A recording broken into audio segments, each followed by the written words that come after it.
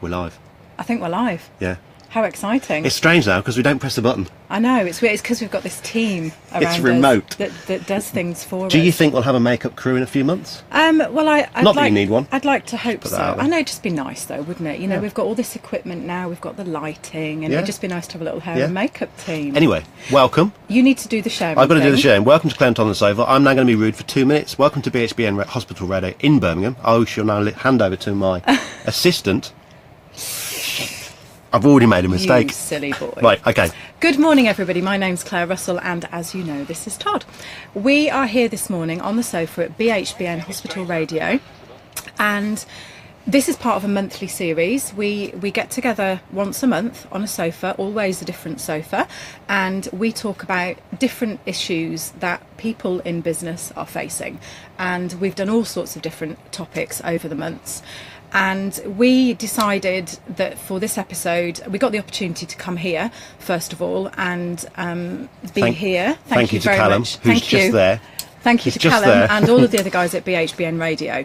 They invited us to come and use their sofa, which they have very kindly moved into their studio for us. This is a permanent feature as well. We've actually left a mark here. That's this exciting. is staying here. This is like, this could be a new thing. I've gone on a tangent again. I think we also should maybe send them a photo that they could put on the wall of us just here above the sofa. Like a gold disc. Yeah. We're getting way above our station right now. Anyway, we're going off on a tangent here. Again. So we got the opportunity to come along and do an episode from here, and that seemed a really appropriate time for us to tackle the subject that we're going to talk about today. We're going to talk about mental health. This is an issue that we've been talking about tackling on our show for quite a while, and something that we feel is really important, something that's very close to both of our hearts for a number of reasons which we'll explain, and something that we think should be talked about much more openly. So that's what we're going to do today.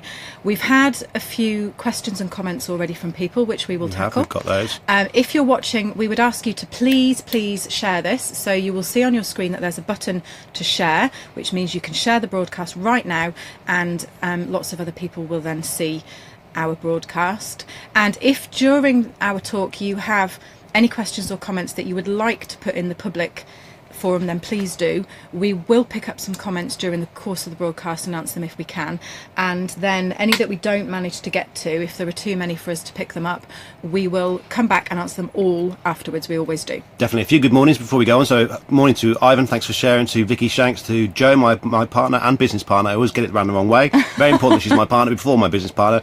Morning to Jay, to Kylie, to Hercules. Kylie and Hercules, what wicked names we have on our show. Caroline, Mark, Rob, Simon Leach, and howdy to Dion Buckingham Brown. What a name. Yeah, welcome to Clement on the Sofa. So thank you all for being here. So we're talking about mental health. So I wanted to start first. We don't have a script. Shall we start by saying that? We never have a script. We do have custard creams, We though. do. Callum has done us proud. We've got hobnobs, Kit Kats and custard cream. So all the Amazing. important things are sorted. But we don't have a script. We honestly don't have a script. We're going to go with comments that we've had sent to us already. Yes. And anything that you want to talk about or you want to raise awareness of, we've shared this everywhere. So there's going to be people with interest in mental health who've been affected by it, who work in mental health, watching this probably on the replay because it's 10:45, so they're probably working right now. So if there's anything you want to raise an awareness within business and mental health together, then please do drop it in the comments, and we'll do our best, as always, to talk about those. We will. So what do we mean by mental health? So we're talking about the mental and emotional state in which an individual person is in the best position they can be to deal with the ordinary stresses of life. Now, the important thing for us to say is we're not medical professionals. We're not coming at this from a medical angle, and we're not claiming to have medical knowledge. We don't. We only have letters behind us, not after our name. Yes, Basically is what we're saying. Absolutely. We're not coming at it from that angle. We are coming in it from an angle where we both have first-hand experience of mental health issues, and we're happy to talk about those, and we will be doing. And we are business owners who feel that this is something that is really, really important that we tackle and that people feel comfortable talking about. And if we can help people to become a little bit, in a very small way, to become more comfortable talking about things like this, then that we've done something great. That's kind of where we're going with Claire and Todd on the Sofa, is talking about the stuff in business that most people don't talk about, because we're quite happy to talk about it. I don't know why. We're very honest about talking about it, and it's a good thing within what we're talking about today with mental health, because actually talking about it can be a really powerful thing to do as well. So we thought we'd just put that out there today, because in the business arena that we live, we know of people who struggle, and there's a lot of comments and stuff that will come in today about it as well. So we just wanted to tackle it. So it's quite a daunting subject, really, isn't it? I think this is the first time we've been nervous about doing something, because we want to do it right. Yeah, it feels like a big responsibility to talk about something like this, because this is something that 1 in 4 people will experience mental health problems at some point in their life. It's incredible stat. That's massive. That's a huge number of people, and we take the responsibility of sitting here and talking about this in this context and this forum really, really seriously. But hopefully, all of you that are listening will get something and take something useful away from today. Jay's just said his good friend Neil Walker is doing some amazing things in this space, and hopefully he's watching it. Jay, share it, let him watch it, then I'll be really interested to see what he thinks. As you say, we just want to get this out there. Morning to Sally. I know she was keen on watching. She's now joined. She's obviously found somehow to move her business around our show. Morning to John Davis, who's just joined. So where should we kick off? Where should we start? I feel like we need to start somewhere. Shall we start with us? Should we get the script out? Or no, we don't have a script. We don't have a script. Shall we start with us? Yeah. Shall we talk a little bit about our own experience and why this is something that's important to us? Definitely. Would you like to start? No, you can start. It right back. Okay. So I've had first-hand experience of mental health issues, and this is something that you and I have talked about previously. I experienced a time a couple of years ago now where I suffered from very, very severe depression and anxiety, and it was the most horrendous time of my life, really, because I didn't know how to talk about it to people. I didn't know what I was dealing with. I didn't understand why it was happening.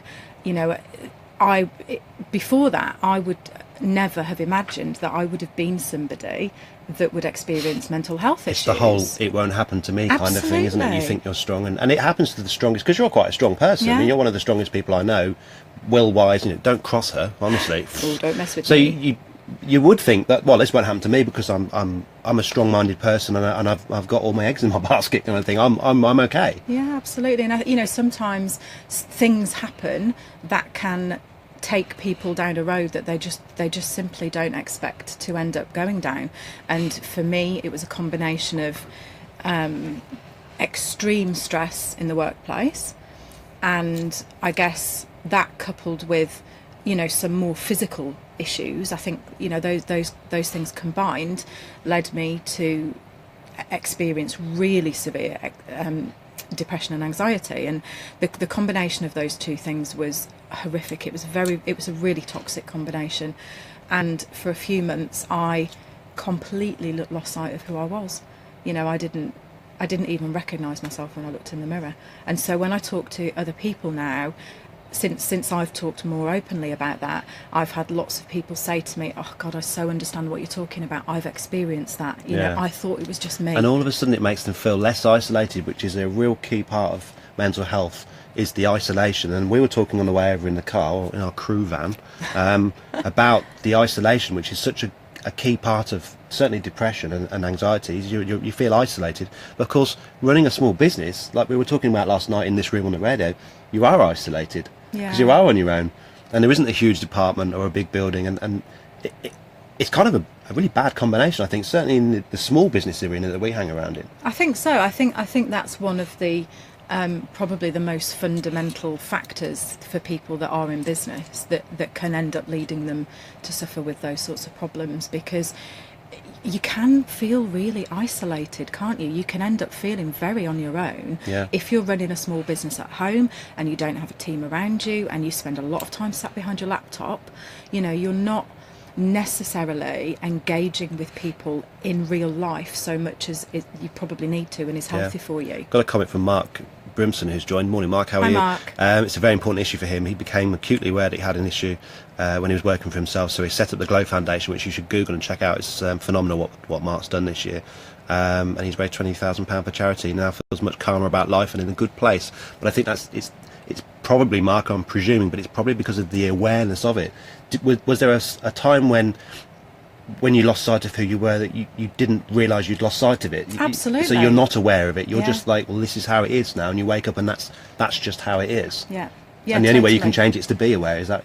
Yeah, definitely. And it was other people. I think it was me finding the courage to say to somebody, I don't feel well, I don't feel right, there's things going on that I don't understand, and then those people that were close to me then being able to help me to start to understand what was going on and then get help. Vicky Shanks, morning Vicky, how are you? Hi, Vicky. Check out Vicky Shanks if you're interested in mental health. Vicky is a huge campaigner and a great TEDx talk you should find. Vicky said more openness is critical, but that won't happen until there is more understanding and acceptance, and that's pretty much what's driving today on our small platform, that we just want to put it out there that it's okay to talk about it. And there are people joining us now that are quite openly putting on Facebook comments that, as Joe House just said, awareness is key, and the universe to the universe and everything. Absolutely, Joe. Yeah. We know what you're talking about there. And Dion Buckingham Brown says it becomes your life when you're in that dark place. It does. It absolutely does, because it is so consuming and so overwhelming for a lot of people. I think it can literally just take over every aspect of your life until you find a way to talk to people and get help and deal with it. And that can be so very different for every single person. Every person who experiences mental health issues will have a different experience of it. Yeah. Depression is not the same for every person. Anxiety is not the same for every person that experiences it. Every person that experiences those problems will have a totally different experience of it, and we should never, assume that we know what somebody else is going through. No. It's about listening, isn't it, and making sure that there is that space for people to be able to talk about what they're experiencing. Now, quite obviously, you're a lady and I'm a man. Now, it's all right for you because, ladies, you talk about stuff a lot. You're really good at talk. God, she can talk, right? You talk a lot, and that's good, right? They're coming from you. Don't look at me like that with that That's coming slanty from eye you. look. Yeah, ladies talk about things a lot more than men. And Mark Yeah. Lotsu's just put a really good comment. Morning, Mark. How are you? He's put this: the truth. I think as a guy, I always feel like it's not okay to talk about your emotions, and I think that is a man thing. Yeah. I'm sure John would agree. I'm sure Callum would agree. That's in the studio this morning that. You kind of feel like as a man you have to carry on. I'm not saying sweeping statement every man in the world. Obviously there are men that will talk about their problems. Yeah. But do you find from your experiences that it's more likely to be the females that talk about their problems openly than the men, or not?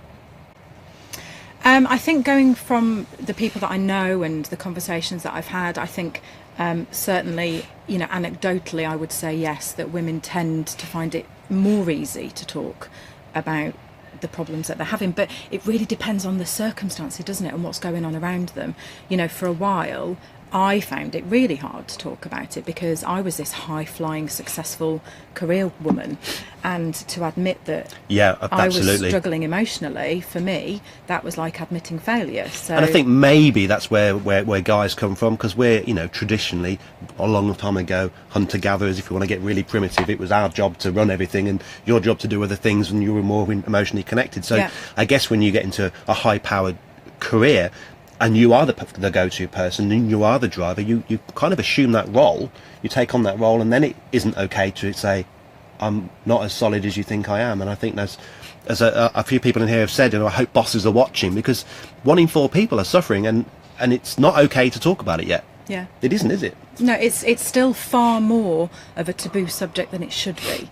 If you had some sort of physical health condition, if you had a heart complaint or arthritis or, any sort of physical health condition, you wouldn't not feel able to talk about it, would you?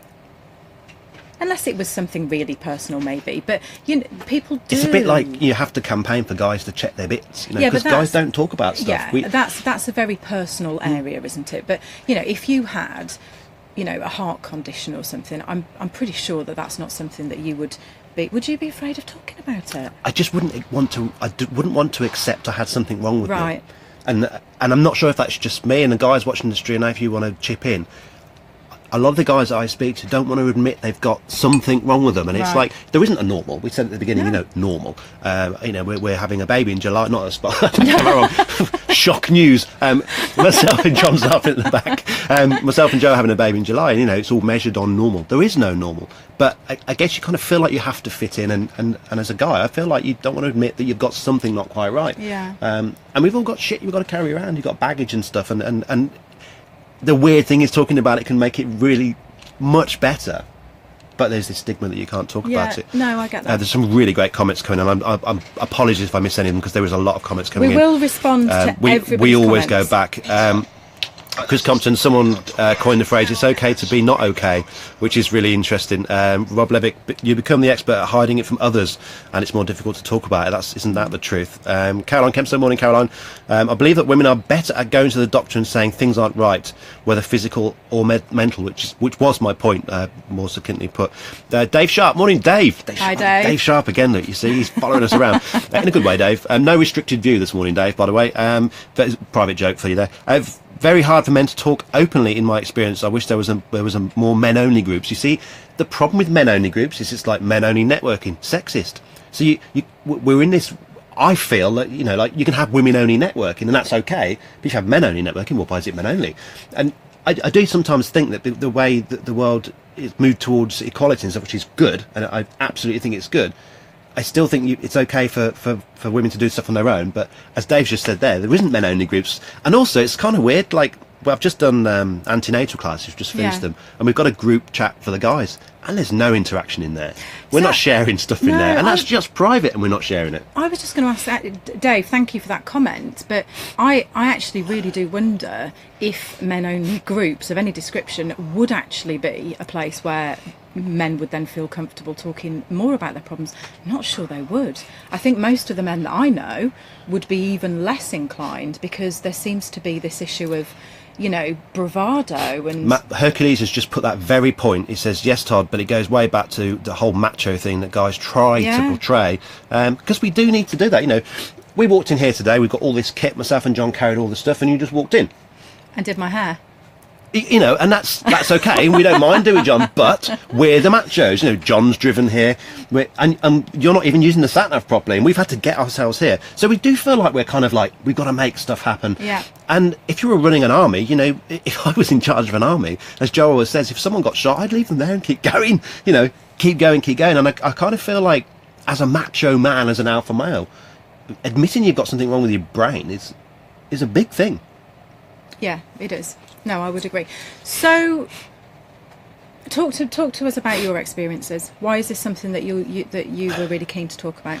A lot of people that I work with or friends have mental health, but I've also got a keen interest in autism. My son has autism. I'm undiagnosed but do have, which is why I'm a bit wild and a bit crazy. So I think differently, which is good in some respects but not good in other respects. And a lot of people that I go networking with are kind of on the spectrum of learning difficulties, which is a thing that you don't like to talk, because it's not difficult, it's just I think differently, and lots of these other people think differently, and that can really stress you out when you're kind of a square peg in a round hole kind of situation. So school was weird because I didn't quite do what the other people did, and my son's having the same situation now, and you have to have a situation where you fit in. It's a bit like coming to a hospital, there's normal, and you have to do these kinds of things, and it's very difficult when you don't see the world the way everyone else sees it.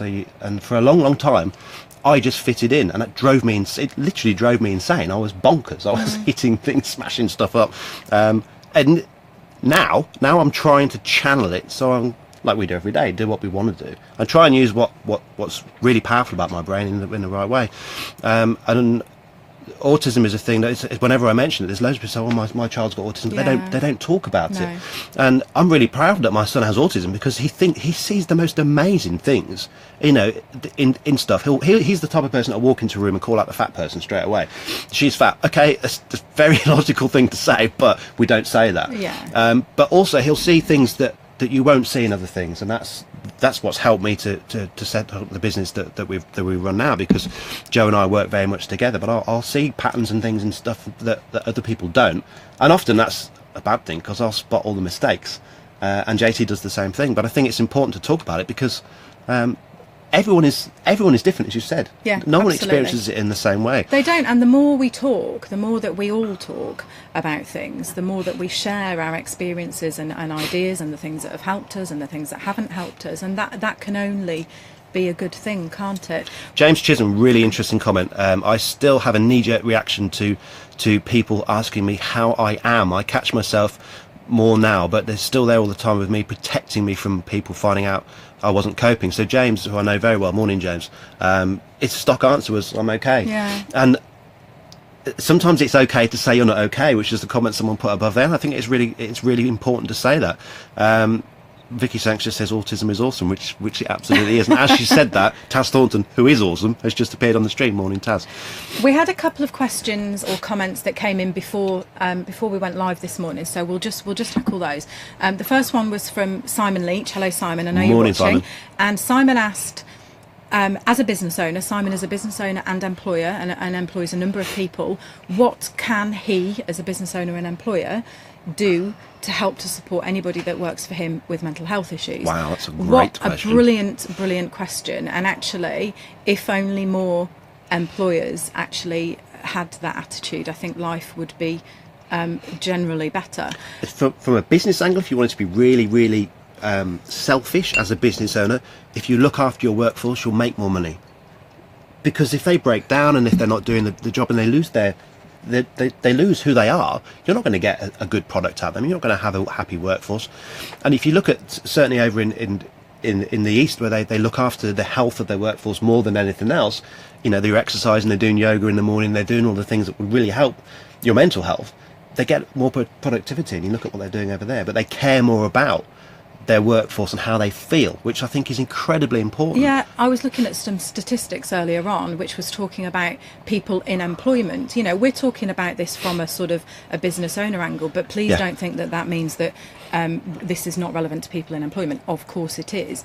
I was looking at some statistics related to people that are in employment, and 1 in 6 people has taken a sick day over the last year because they were feeling stress. Now, obviously, stress means different things to different people, but that suggests they're not in a mental or emotional state where they're dealing with the stress that they're coping with. Stress is almost acceptable, I think, to say. I don't think I'd accept. I don't think I'd say I was stressed, but do you feel like you wouldn't say I've had a breakdown, but you'd happily say you're just stressed, because stress is like, oh, I'm just busy. You could kind of like hide it if you wanted to. Yeah, but I mean, stress. It is an identifiable, condition, and it's a condition that has a terrible effect on people's general health and well-being, and so it's something that employers must take really seriously. So sorry, Simon, back to your question. We're sort of going off on a tangent here, but again, first and foremost is to create a culture in which your employees feel comfortable to be able to talk about the issues that they're dealing with. And now that seems like a really simple and straightforward thing to say. It's not, clearly. But I think that has to be the starting point for every business, is making sure that culture exists in your business so that your employees feel able to come and talk to whoever is the appointed person, or whoever they feel most comfortable talking to about how they are feeling. And that is the most fantastic starting point, isn't it? I think, yeah, absolutely. I think you're right. I mean, I have a small team, and it's easier to keep in contact, and we know if someone's not, if they're just not feeling well, if they're just not into it. But I think the bigger you get, it becomes more important to have an open door somewhere where you can go in, and you almost need to put it into the routine of, like on a Thursday afternoon at 2:00, we talk about this and we put it out there and we get people in. You almost need to make it just so acceptable that it's just like the water cooler moment, or the cigarette outside, or whatever you do. It needs to be that important in the business, because 1 in 4 of your business, if you employ 400 people, 25 of them could be suffering, absolutely, or challenged, or whatever we want to call it,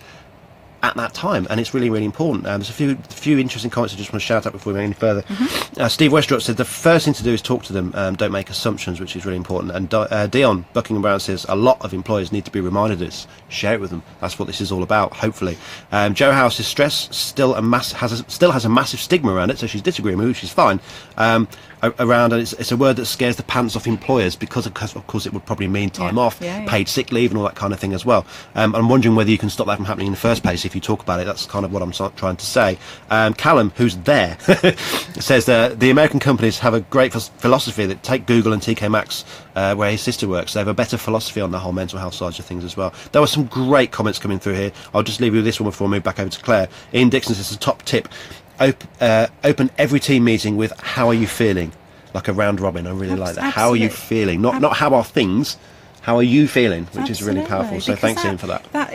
That's where it all starts, isn't it? You know, if people feel comfortable that they can start to talk about how they are feeling, then that's a really fantastic foundation to build on. I was talking to somebody today. Yesterday, Sarah Parrin, who I believe is watching, who runs a business in Rugby, and she was telling me about something that she's introduced in her business, which I thought was a fantastic thing to do. So they've created Fun Fridays. So they take some time out of the business on a Friday afternoon, they get all the team together, they make lunch together. So somebody brings in all the stuff and makes lunch for everybody, and they sit and they eat lunch all together. It's the only time in the whole week that they can do this. I really like and that. They sit and they just talk, you know, and they talk about any difficult things that they've experienced, or, you know, any successes that they've had, any problems that they're experiencing, and that for me is a great way to begin to build that sort of culture in your business. Yeah.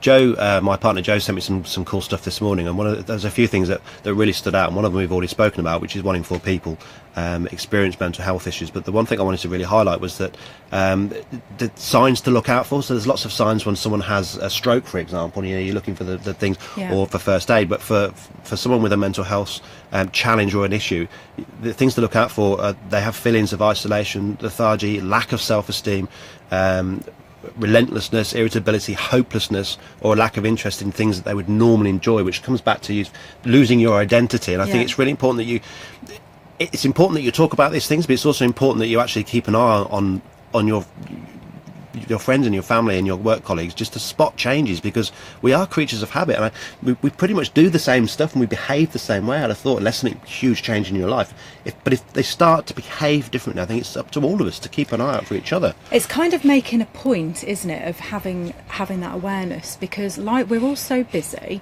and life, we create the busyness, don't we? The pace of life now just seems to be so much faster than you know it may have been in earlier generations, and so it's actually making a point of having an eye on those people around you, whether that's people in your personal life or your business life, and as you say, just watching out for any changes. And then if you see something that seems different, to actually feel comfortable to talk to somebody and say, how are you feeling? And open up that conversation, and you know, hopefully that will lead to them feeling comfortable to talk about it. There's some really, really brilliant comments coming through here. There's some great people who I know are experts in the field in the comments as well. So as well as listening to this, please do go back and read all the comments if you're watching the replay now, because sometimes the comments don't show up. There is some great advice in here, and I'm trying to read as many as I can. Some of them are huge, and I struggle slightly with reading out loud as well, so there's crazy brain of mine, so I don't want to make myself look like a fool, because I feel silly, which again is, you know, daft, isn't it? Joe Howe says, yes, definitely agree about talking about it and being open and talking about it.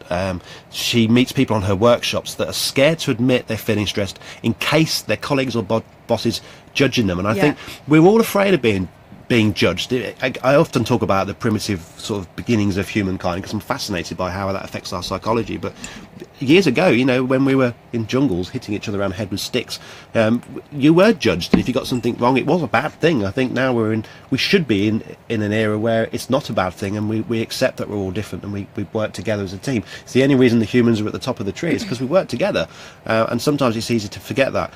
But being judged and feeling you're not good enough is a really... It just comes through everything, doesn't it? It does. In work, in driving a car, you know, someone toots at you, get angry, you want to protect yourself, and, you know, we had a couple of toots on the way here because we went the wrong roundabouts, and you could get out and protect yourself, but actually you could just accept, you know, everybody's different, and it's okay. Yeah. And people, you will get judged. You know, we accidentally judge people when you meet someone that look you up and down. It's just a primitive, is this person a threat kind of thing, but I think inside you're thinking, oh, are they looking at me funny? Is my hair? Oh, I've got snot hanging out my nose. Is my hair funny? And you've got that thing going on where you're always worrying what people will think. but you'll never know what people think unless they tell you. No. So we're all kind of worrying what each other think all the time, and it's fascinating, really. Thank you, Ben, for your comment. It's a huge comment. I shall go and read that a little bit later on, but basically, you know, it helps being able to speak openly with someone. It helps him cope with what's going on in his life. It helps him personally, so that's great. So I'm pleased you joined and tuned in. This might be a good point, just to say, for anybody that is watching today or watches the replay and has issues that they would like to talk about, there are a number of resources that are openly available to all of us. Now I'm going to list them, but what I'll do is later, in the comments, I'll give some contact details for each of these organisations. So the sort of top resources really, and these are organisations that really specialise in these sorts of issues. Mind is a huge mental health charity, and they really specialise in helping and advising people that are having mental health issues. The Samaritans, I have a real vested interest in talking about them as Samaritans, so I'm going to come on to that in a second. Sure. But the Samaritans is a fantastic organisation where you can talk in complete confidence about anything that is worrying you. And I think a lot of people think that, you know, you have to be suicidal to phone the Samaritans, and that just isn't true. You know, any sort of issue that you are having that you need emotional support with, you can talk to the Samaritans about, and the contact details we'll put, as I say, in the thread for you. And then Sane, Time to Change and Heads Together are all organisations that have a real specialism in advising people with any sort of mental health What we'll issues. probably do with those is we'll edit the description of this live, so we'll go back up and put those at the very top. So if you're watching this on the replay, they now should be up there. A couple of things that you can to help yourself if you don't want to talk about it, but you need to help yourself. There's a few things that you can do as a small business owner, which is where we're coming from today. Obviously we've gone into the wider area of it. Building a routine can be really important, because having a routine kind of brings some normality back to it. Often as a small business owner, you know how it feels, you wake up every day, it's all different. So building a routine can really help. Break up your tasks so stuff don't seem so daunting. I think a lot of the time when things feel daunting, you feel swamped, and that can certainly make you feel not great. And think about the environment that you work in. Have a clear desk, make it feel like you're in calm. I think if you're in a very busy place, and often if you're working for someone else and you can't control all of that, just your desk space is something you can really control. And think about technology. Think of these wonderful things we've got in 2017 that can really help us with productivity and thinking. You can have meditation apps on your phone. You can meditate whilst you're walking to the office. All these things can really help.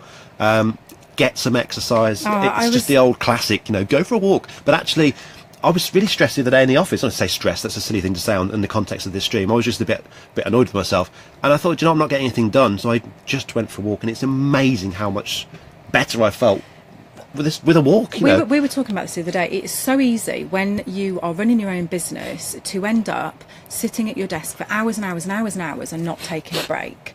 And it's so important to just get out and get a bit of fresh air, go and have a walk, do a bit of exercise. It has a massive impact certainly on your mental health and your physical health, and they're so closely linked.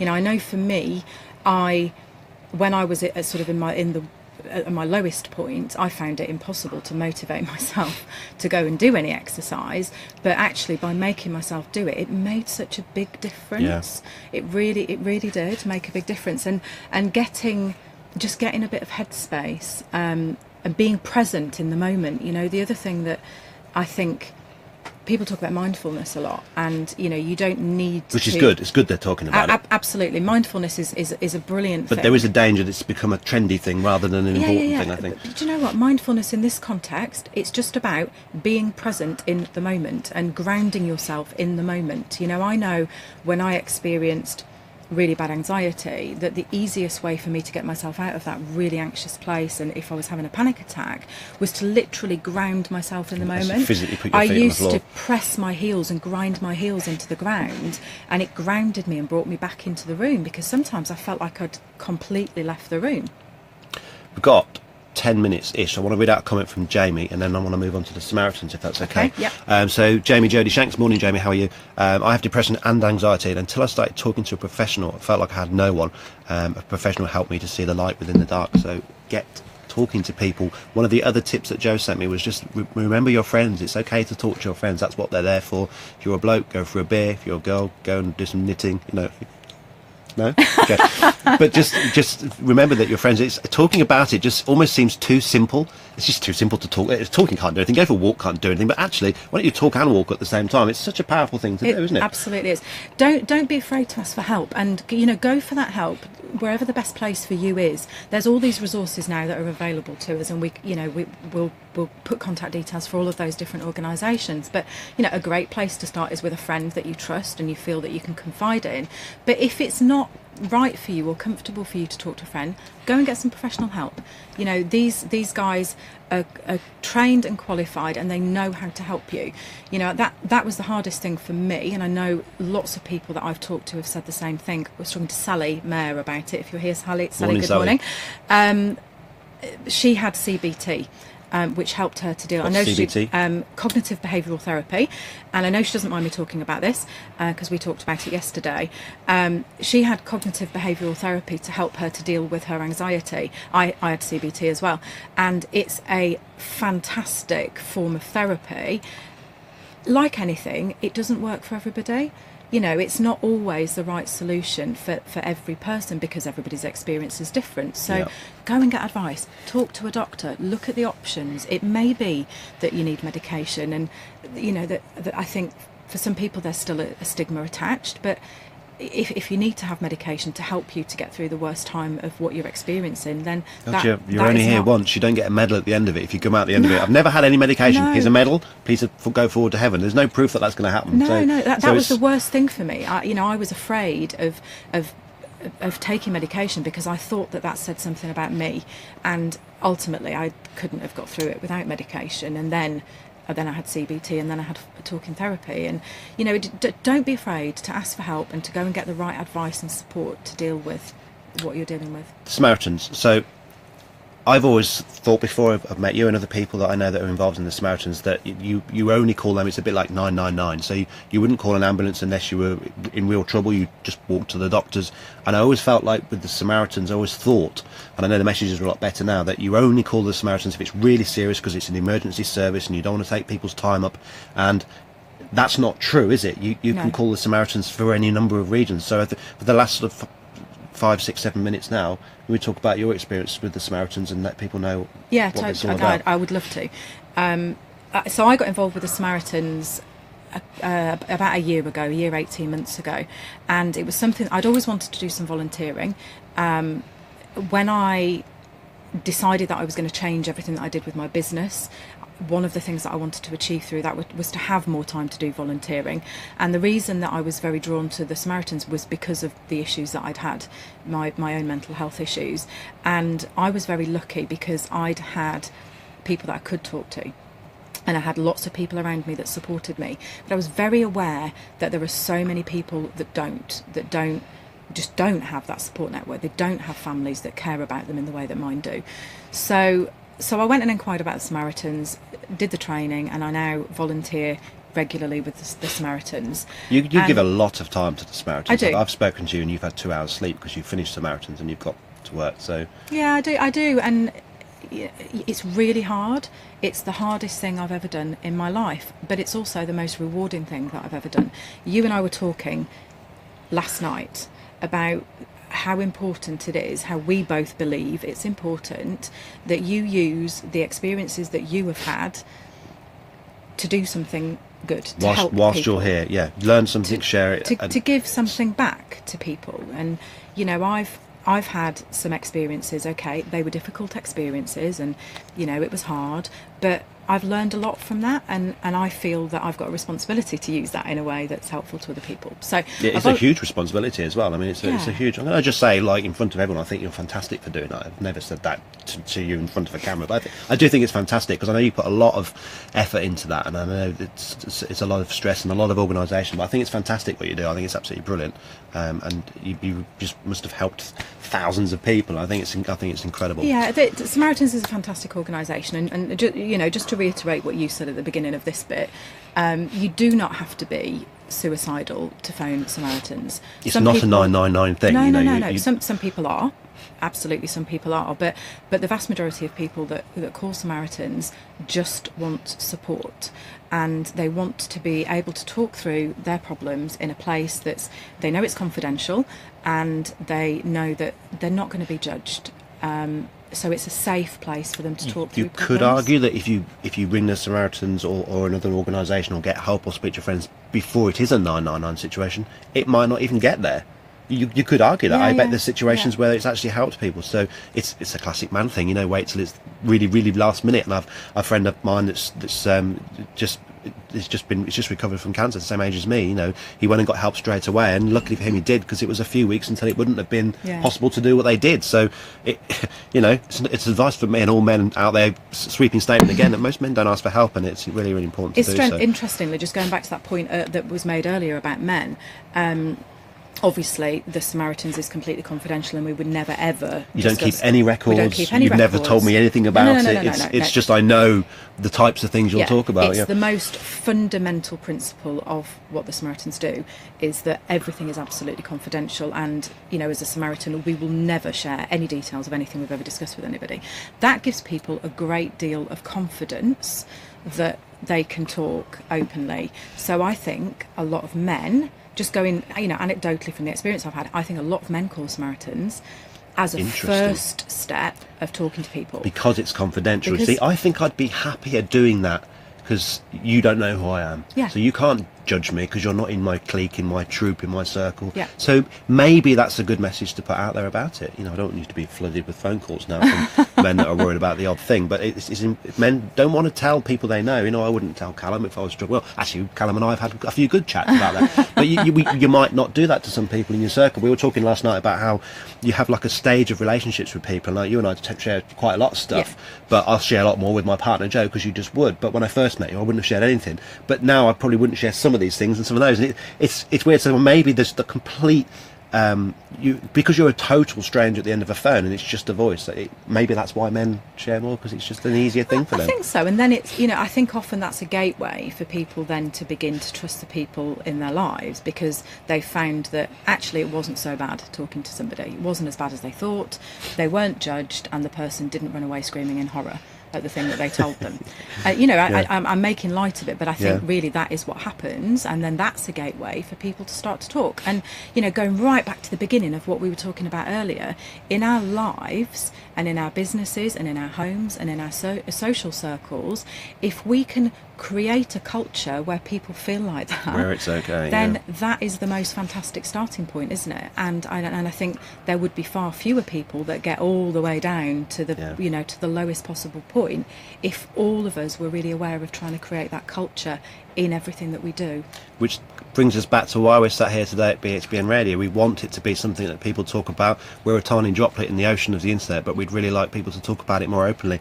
Thank you for all the fantastic comments. Hercules, I think men need to realise it takes more guts to talk about it and show your vulnerabilities. Absolutely true.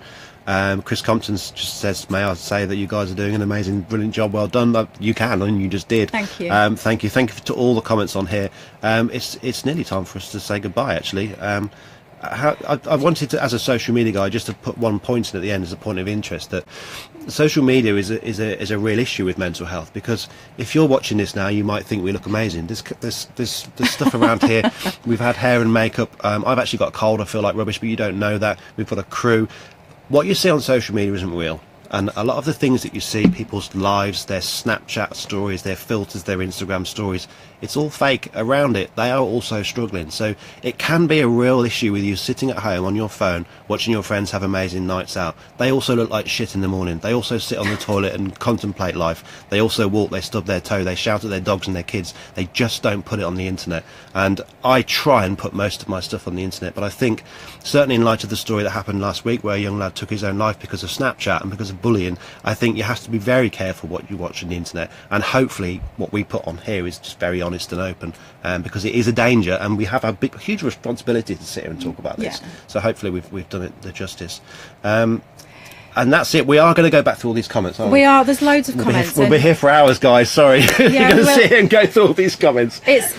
It's a huge privilege to do this, and we are so grateful for everybody that tunes in and watches and shares, so thank you for that. We will respond to absolutely all of your comments, and if there's anything that any of you had wanted to say and didn't feel able to say in the public forum, then please feel free to direct message either of us and we will respond. We would love you to share this into places where you think people should have heard about it. A few people have said, oh, people should hear about this. Just click the share button at the bottom and write comments above it. You can share it into groups, into pages, and that's not for our own profile. We do this because we want to get this message out there, so if you wanted to share that out there, then that's a really simple way to do it. It's a completely public live broadcast, so you can share it anywhere you like. We have been Claire and Todd on the sofa. We have. It's been a pleasure. Thank you very much, and thank you to BHBN for having us, and we will look forward to seeing you next month. Watch out for an announcement about where we will be and what we will be talking about. We haven't decided what we're talking about, We have we? haven't, no. Normally we've decided before the end of our broadcast, but I think this one was so huge, I don't think we had the headspace to do it. No, and we normally have a random question we throw at each other, but I think we've kind of done that between there, but I'm going to do one anyway, and as I said to you last night, I just make this up right now. Oh no! If someone watching this stream thinks that someone is a friend of theirs or a colleague or someone working is struggling with mental health, what's the first thing they should do? That's a tough question. It's a really tough question, and I can answer that from two different perspectives. I can answer it based on the training that I've had. I work in a voluntary capacity in an environment where most of the people we deal with have mental health issues, but then I've also got my personal experience, and I think truly just find a way to be able to open a conversation, but you need to be so careful that you do that in the right way and that it's the timing is right. If you try to approach that conversation with somebody in the wrong place or time, you're probably just going to make them retreat further in. So it's about trying to create a space where they're going to feel safe and comfortable to be able to start a conversation. And somebody said earlier on the thread, the best possible question you can ask anybody is, how are you feeling? How are you feeling? Which was Ian Dixon. It's a really powerful thing to say. Yeah. It's 11:30. Bang on. We have not gone over. No. So thank you very much. Thank you to the guys at BHBN Radio as well. We were on there on the airwaves last night and in the studio today. It's been a pleasure to be here. We only got lost twice, which was great. We'll be back next month, in between, possibly in a labour ward. Claire's not having a baby, but Joe is having a baby in about 4 weeks. I did say I'd Facebook live stream the birth. It may just be from a sofa. I don't know. Yeah. Joe, that's happening. I put it on the internet now, so that's happening. And, have a fantastic day. Thank you so much for tuning in. It means the world to us that you tuned in today, and I hope we did the subject some justice. We'll see you soon. Thank you. Cheers.